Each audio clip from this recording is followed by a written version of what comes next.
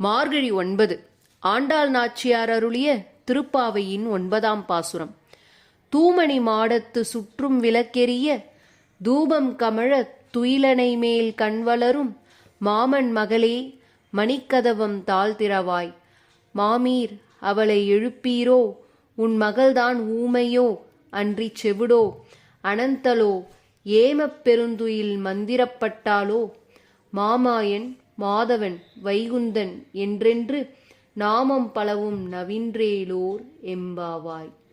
இப்பாடலின் பொருள் ஆண்டாள் நாச்சியார் இவ்வாறு கூறுகிறார்.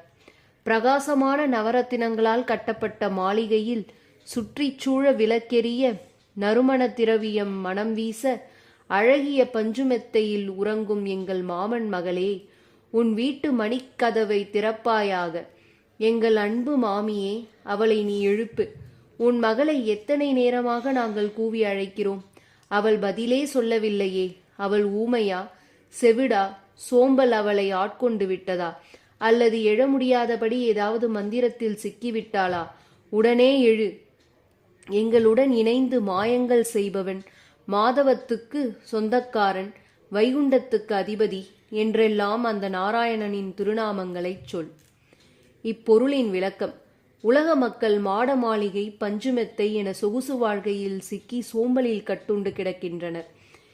இதிலிருந்து அவர்களை மீட்டு பகவானின் இருப்பிடமான வைகுண்டமே நிலையானது என்பதை அறிவுறுத்த வேண்டும். அந்த வைகுண்டத்தை அடைய பகவானின் திருநாமங்களை சொல்ல வேண்டும்.